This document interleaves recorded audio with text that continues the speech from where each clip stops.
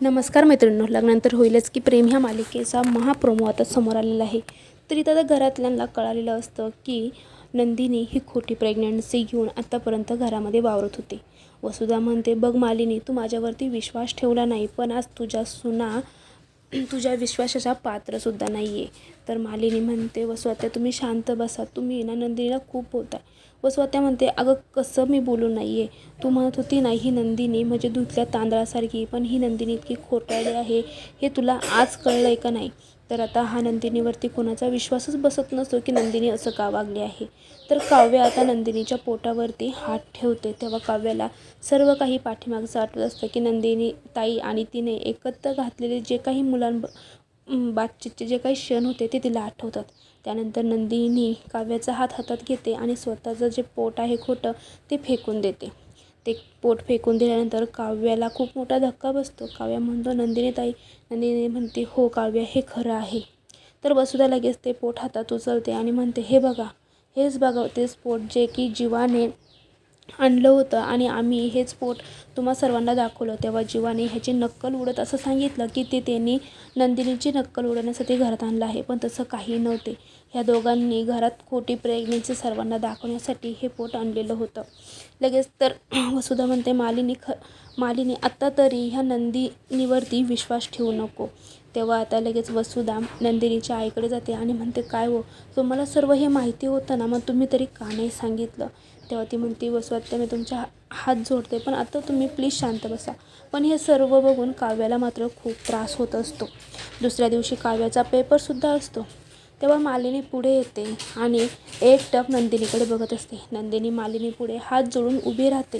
तर मालिनी खणखण एक कानाखाली वाजवते आणि कानाखाली वाजल्यानंतर सर्वजण खूप शॉक होतात, कारण मालिनीने नंदिनीच्या नाही तर वसुआत्याच्या कानाखाली मारलेली असते. आता हे बघून रम्याला खूप राग येतो आणि रम्या पुढे येते आणि म्हणते, तुम्ही हे काय करता आहात. तर लगेच मालिनी म्हणते, करते ते खरंच आहे, कारण मला आधीपासूनच माहिती होतं की नंदिनी खरी प्रेग्नंट नाही आहे म्हणून. तर वसुधा म्हणते, काय. तर ती म्हणते, हो. आणि ह्यानंतर आता सर्वजण विक्रम म्हणतो, हा विषय इथंच थांबू द्या, ह्या विषयावरती काय चर्चा करायची आपण नंतर बघूया. आणि आता उद्या काव्याचा पेपर आहे म्हणून सर्वजणांनी आपापल्या रूममध्ये जायचं आहे. आता इथून पुढं एकही शब्द कोणी बोलणार नाही. दुसऱ्या दिवशी काव्याचा पेपर असतो, पण आदल्या दिवसाच्या स्ट्रेसमुळे काव्य खूप टेन्शनमध्ये असते. काव्य पेपरला जाते, पेपर होतो. त्यानंतर काव्याचं तिला लिव्हर पेन चालू होतात, तिचं खूप दुखायला लागतं. त्यावेळेस पार्थ तेथे असतो आणि नंदिनीसुद्धा तिच्याबरोबर पेपरला गेलेली असते. आणि ते डॉक्टरांना फोन करतात, डॉक्टरांचा फोन लागत नसतो. ॲम्ब्युलन्सची सुद्धा तेथे सोय नसते, कारण खूप पाऊस झालेला असतो, रस्ता खराब असतो. तर आता इकडे काव्याला मात्र खूप त्रास होत असतो. तर सगळे मुलं तिचा तो त्रास बघून सर्वजण तो व्हिडिओ काढत असतात. तेव्हा पार्थ खूप ओरडतो आणि म्हणतो, ही काही व्हिडिओ काढण्याची वेळ आहे की त्यांना इतका त्रास होतो हे तुम्हाला कळतसुद्धा नाही आहे का.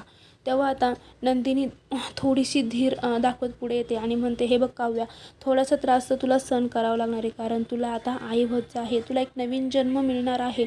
पण तू घाबरू नकोस, डॉक्टर नाही म्हणून काय झालं, ही तुझी नंदिनी ताई आहे की तुझ्याबरोबर, ती तुला काहीही होऊन देणार नाही. असं म्हणल्यावरती पार्थसुद्धा नंदिनीकडे बघत राहतो आणि नंदिनी पार्थला म्हणते, तुम्ही थोड्या वेळ बाहेर जा. आणि तिथे असलेल्या सर्व मुलींना ती एकत्र करते आणि म्हणते, मी आता काव्याची डिलेवरी करणार आहे आणि तिच्या बेबोला सुखरूप जन्म देणार आहे. हे ऐकून पार्थलासुद्धा खूप शॉक लागतो. तर आता नंदिनी काव्या आणि बेबूला वाचू शकेल की नाही, हा एक मोठा भाग उद्या आपल्याला बघायला मिळणार आहे. तो बघायचा असेल तर आत्ताच आपल्या चॅनलला सबस्क्राईब करून ठेवा, व्हिडिओला नक्की लाईक करा. थँक्यू.